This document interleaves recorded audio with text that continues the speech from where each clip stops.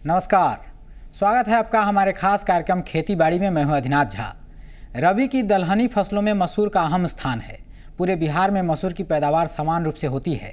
धान की कटाई के बाद होने वाली इस फसल की तैयारी अभी से शुरू कर देनी चाहिए। आखिर कैसे करें मसूर की खेती जिससे किसान हो जाए मालामाल? किसानों के लिए कितना फायदेमंद है मसूर की खेती? इन्हीं सब खास बातों पर आज करेंगे चर्चा खेती बाड़ी में।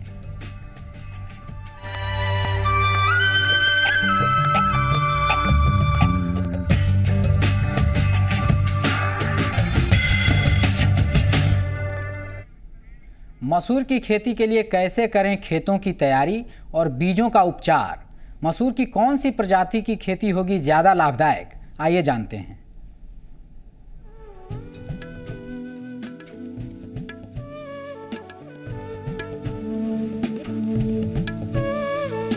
रबी की दलहनी फसलों में मसूर का प्रमुख स्थान है। मसूर बिहार की एक बहुप्रचलित और लोकप्रिय दलहनी फसल है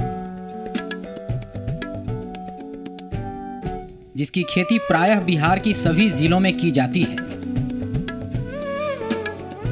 बिहार राज्य में मसूर की खेती 1,73,000 हेक्टेयर और इसकी औसत उत्पादकता 935 किलोग्राम प्रति हेक्टेयर है। इसकी खेती प्रायः असिंचित क्षेत्रों में धान के फसल के बाद की जाती है। बिहार में उतेरा विधि से धान की खड़ी फसल में बीज को छींट कर भी बोया जाता है।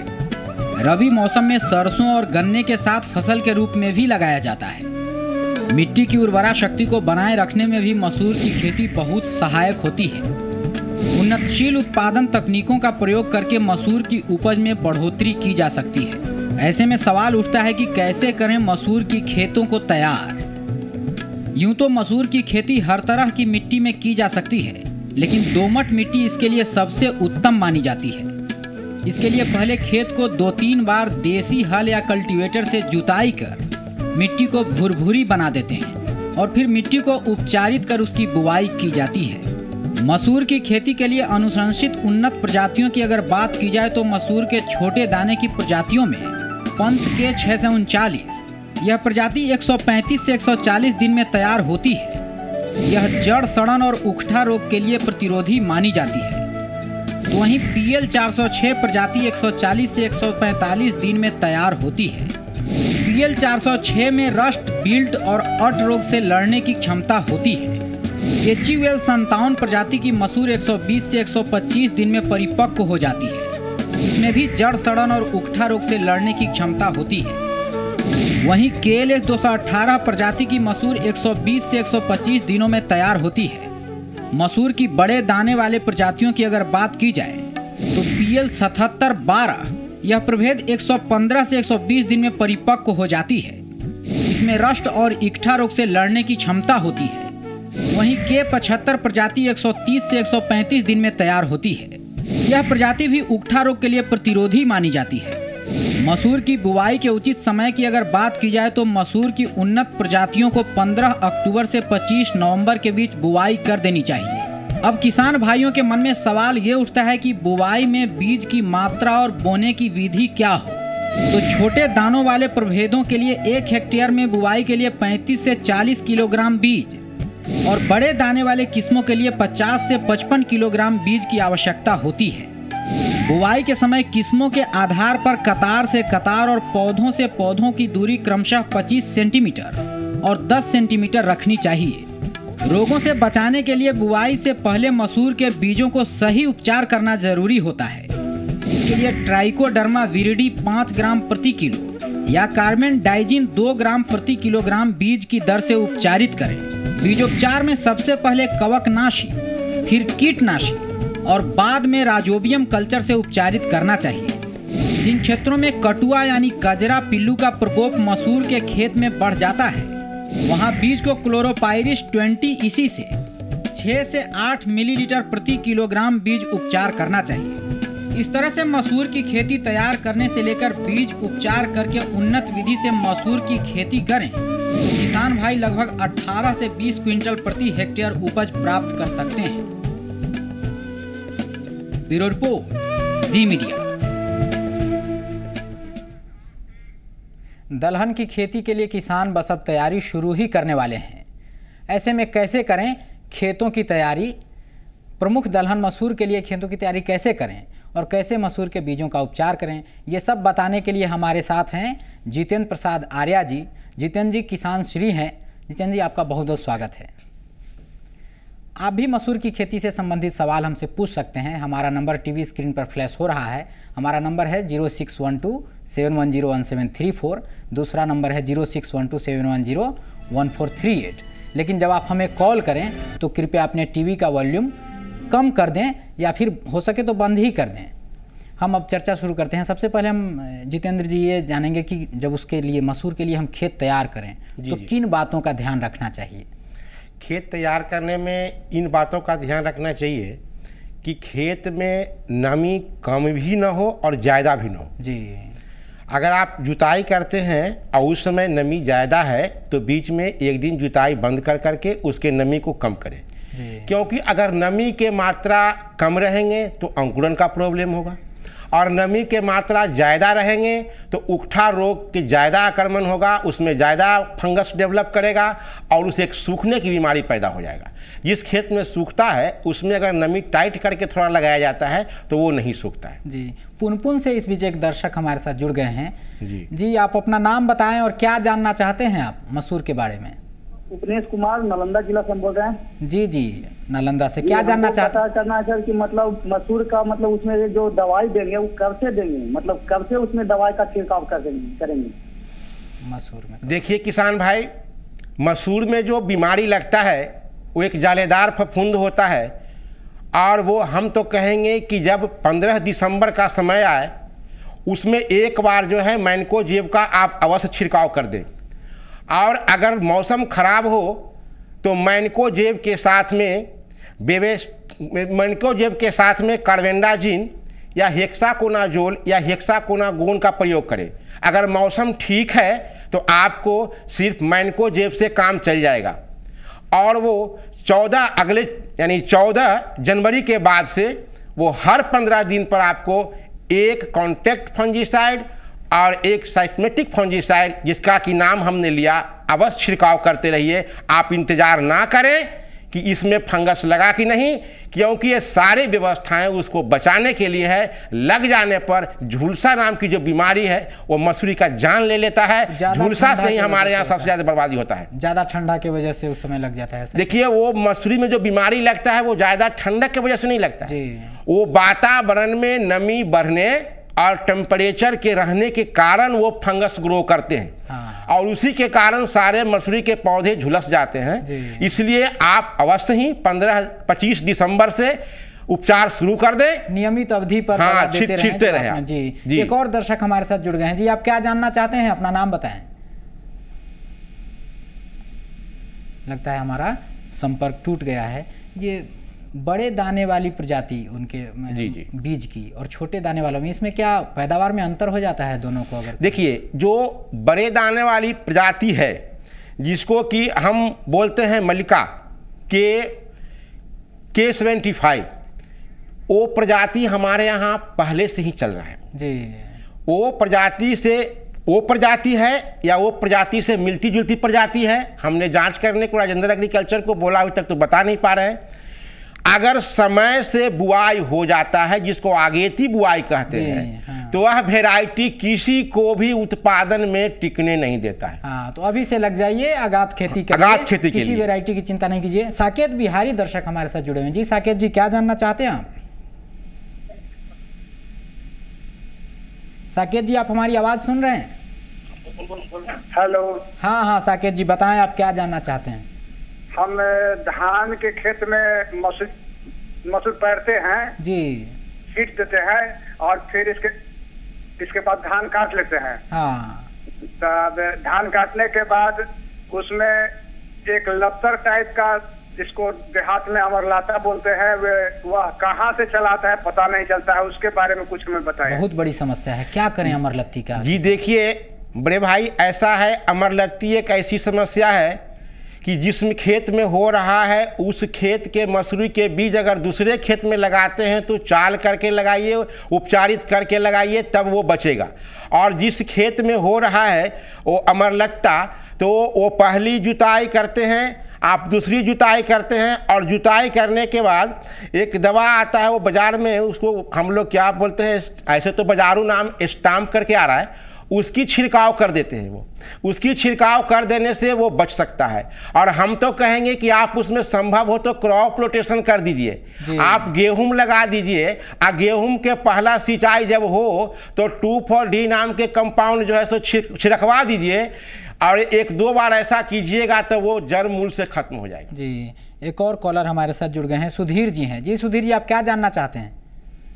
सर हम ये सब पूछना चाहते हैं कि कभी कभी देखते हैं खेत में कि मसूर का पौधा सूखने लगता है, तो सूखने के बाद वो छेहर हो जाता है, तो उसके लिए क्या करें? देखिए बड़े भाई, आप ऐसा कीजिए कि हमारे पूर्वज के ज़माने में हमारे खेत में ट्राइकोडर्मा विरिडी और सूडोमोनास नाम का एक फंगस था, जो हमारे दुश्मन फंगस को, जो मसूरी के जड़ में लग के सुखाते हैं, जिसको हम उकठा रोग बोलते हैं, उसको वो खा जाता था, उसको ख़त्म कर देता था। हमने जो अनावश्यक कार्बेंडाजिम और अन्य जो हमने फंजीसाइड का प्रयोग किया, वो मेरा मित्र जो वो था फंगस, वो बेचारा मारा गया। तो आप क्या कीजिए कि ये जो है सो ट्राइकोडर्मा विरिडी और सूडोमोनास को पहले मंगा लीजिए और मंगा करके कंपोस्ट के साथ मिला करके 5 दिन तक उस पर पानी के छिड़काव कीजिए और खेत से जैसे ही पानी निकले आप उसमें छिड़काव कर दीजिए। अगर खेत में पानी नहीं है तो आप पहली जुताई में उसको मिला के खेत को उपचारित कीजिए। दूसरी बात है कि आप अपने बीज जो है ना उसको FIR कीजिए, और FIR कीजिए तो कार्बेंडाजिम के साथ में नहीं कीजिए। कार्बेंडाजिम का एज जो है 10 से 15 दिन ही है और उसके बाद आक्रमण हो जाता है और सूखने लगता है। हम तो कहेंगे कि आप ट्राइकोडर्मा से उसका उपचारित कीजिए। और ट्राइकोडर्मा एक बार जैसे दही मंगाते हैं जोड़न के लिए, आप किसी विश्वसनीय कंपनी से मंगाइए और 5 रोटी को स्टराइल करके घर में ही पैदा कीजिए। तो ट्राइकोडर्मा विरिडी से अगर आप उपचारित करेंगे तो कम सूखेगा, मरने नहीं देगा आपके फसल को। दूसरी बात है कि फतुहा से भी एक दर्शक जुड़ गए हैं। दूसरी बात एक बात और है कि आप मसूरी को लगाइए तो देखिए कि कम से कम खेत में नमी हो, तो वो कम से कम सूखेगा, वो फंगस कम ग्रो करेगा। जी, फतुहा से दर्शक जुड़ गए हैं, उनका सवाल ले लेते हैं। जी, आप क्या जानना चाहते हैं? हम चाहते हैं कि अभी सबसे पहले कम दिन में मसूर का कौन सा बीज की खेती आगाज हो सकती है? मसूर की कौन सी प्रजाति करें जो सबसे कम दिन में आपको फसल दे?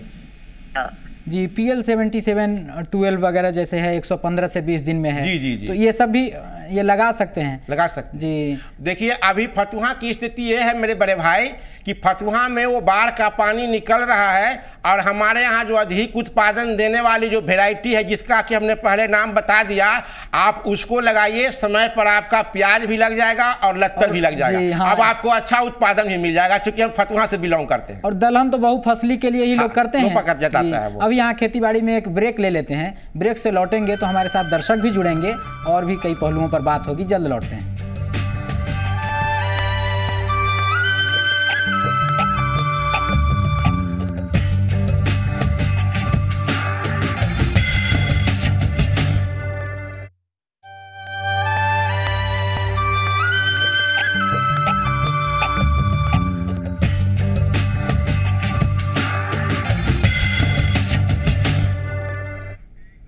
ब्रेक के बाद स्वागत है आपका। आप देख रहे हैं किसान भाइयों का पसंदीदा कार्यक्रम खेती बाड़ी। हम जान चुके हैं कि 15 अक्टूबर से 25 नवंबर के बीच खेती करनी है। अब किस तरह की बीजों की प्रजाति हो, उर्वरक कैसा हो, उर्वरक का इस्तेमाल कैसे किया जाए मसूर की खेती में। अब इस देखिए, मसूर की खेती में जो है उर्वरक के प्रयोग के लिए वो सिंगल सुपर फॉस्फेट का अगर उपयोग करते हैं जो अवशोषित मात्रा है, जैसा कि आपने बता चुके पहले जी, तो उसके साथ में हम कहेंगे कि आप यूरिया के जगह अमोनियम सल्फेट दीजिए। हाँ, अमोनियम सल्फेट देने से 2 फायदा होगा। एक तो कि अमोनियम सल्फेट में 20.6% जो है सो नाइट्रोजन है और उसके अलावा उसमें गंधक है, जिसकी भी आपूर्ति हो जाएगी जी। और नहीं आप तो फिर वो DAP दीजिए लगाने के वक्त में। हाँ। 100 किलो DAP जो है आपको देना है वो खेत में, हेक्टर में जी। लेकिन एक बात और ध्यान दीजिए, वो टाइल क्षेत्र में देखते हैं कि कुछ ऐसे खेत होते हैं जिसमें कि वो मसूरी का पैदा ज़्यादा उपज जाता है, ज़्यादा ग्रोथ हो जाता है और किसानों को फिर ग्रोथ रोकने की दवा देनी पड़ती है। विनय सिंह जुड़ गए हैं, एक दर्शक हैं फतुहा से। जी विनय जी, क्या जानना चाहते हैं आप?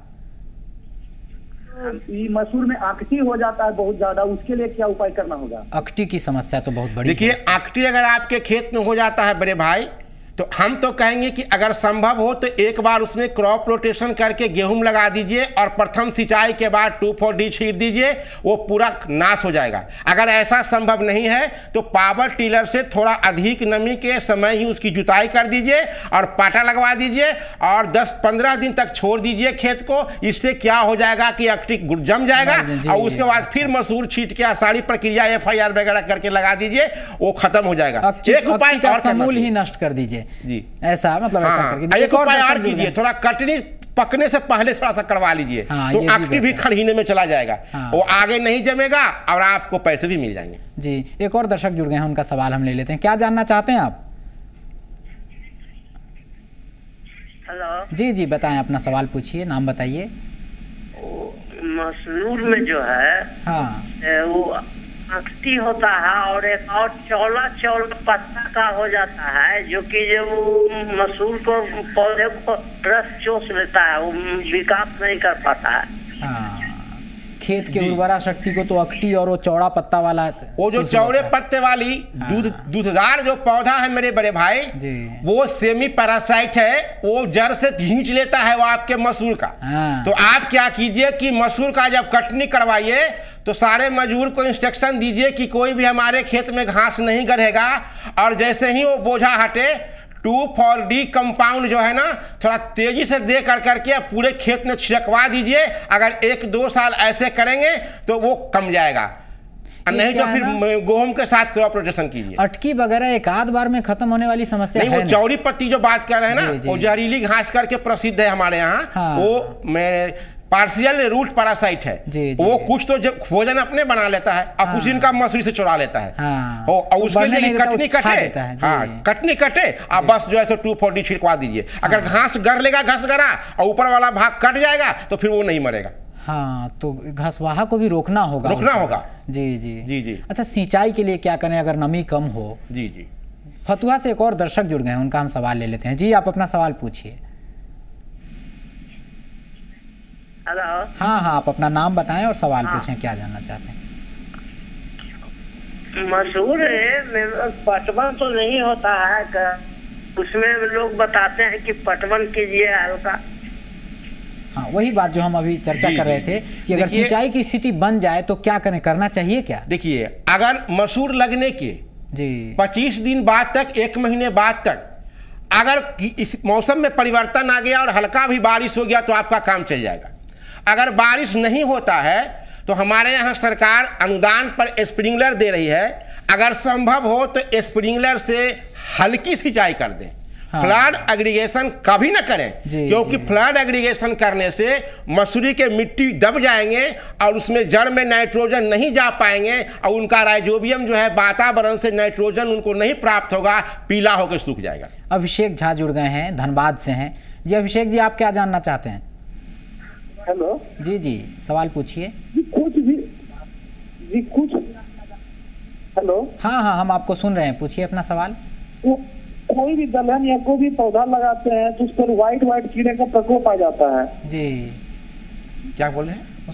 सफेद कीड़ा एक आ जाता है इस सीजन में, दलहन वाले सीजन। देखिए, वो दलहन जब आप पिछात लगाते हैं और पीछे खनी जा करके जो है मौसम में नमी हो जाता है तो उस प्रकार के कीड़े दिखाई पड़ते हैं। बाजार में भिन्न नाम से दवाइयाँ बिकती है, लेकिन उसका कंपाउंड है AC फेट। आप नोट कीजिए, AC फेट कंपाउंड नीचे देखिएगा, बाजारू नाम के नीचे रहेगा। आप AC फेट का छिड़काव कीजिए, वो रुक जाएगा। जी, अब क्या है, सिंचाई के समय हम इसको गेहूं के तरह एकदम न सींचें। जी बिल्कुल नहीं। हाँ, नहीं तो वो जो ही जल जमा हुआ पीला पड़ने लगेगा, पीला पड़ जाएगा, वो मिट्टी चप जाएगा, नाइट्रोजन फिक्सेशन का काम बंद हो जाएगा, मसूरी का प्राण खत्म। तो मोथा, दूब और बथुआ ये भी बड़ी समस्या है। हम तो अकटी और अमरलती की ही चर्चा कर रहे हैं, लेकिन मसूर में ये लोग भी लगते हैं, इनको कैसे निपटाया जाए? बथुआ के लिए तो आपने जो अकटी का उपाय बताया वही करिएगा तो खत्म हो जाएगा। अब बच गया दूब और मोथा। दूब और मोथा से निपटने के लिए मसूरी लगने के बाद आप कुछ नहीं कर सकते हैं और वो उतना नुकसान भी नहीं करेगा। उसके लिए है कि जुताई कीजिए तो बेचारा दूब चला जाएगा। बच गया मोथा। मोथा को खत्म करने के लिए आपको पहले ही कहा था कि वो मसूरी के बुआई के 35 दिन पहले जो है ये जो बताया था हमने कि वो जो ग्लाइसोफेट कंपाउंड है उसको छींटना ना भूलिए। उसको अगर छींट दीजिएगा तो वो खत्म हो जाएगा। जी, एक और दर्शक जुड़ गए हैं, अफरोज। आप क्या जानना चाहते हैं अफरोज जी?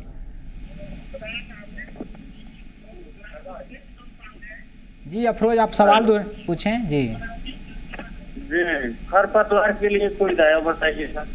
खरपतवार नियंत्रण के लिए क्या करें, कौन सा दवा? जी, तो खरपतवार के लिए अभी हमने चर्चा किया कि दूब को आप जोत के खत्म कर सकते हैं, मोथा को आप जो है ग्लाइसोफेट छींट के खत्म कर सकते हैं। ग्लाइसोफेट छींटने के 10-15 दिन के बाद भी अगर बुआई कीजिएगा तो कोई नुकसान नहीं होगा। और आपको हमने बता दिया कि आप उसमें अगर आंकटी लगता है तो क्रॉप रोटेशन कीजिए, या हमने पहले बता दिया कि वो जोत करके छोड़ दीजिए, उसके बाद जोताई कीजिए और कटनी थोड़ा कम समय में कीजिए ताकि वो सीड खड़ाने में चले जाए। वहीं अब कीट प्रबंधन के लिए हमेशा निगरानी रखिए। जी, आप आए, दर्शकों को इतनी सारी जानकारियां दी, इसके लिए जितेंद्र जी आपका बहुत बहुत धन्यवाद। जी नमस्ते। खेती बाड़ी में आज बस इतना ही, मुझे दीजिए विदा, लेकिन खबरों के लिए आप देखते रहिए जी पूर्वैया। नमस्कार।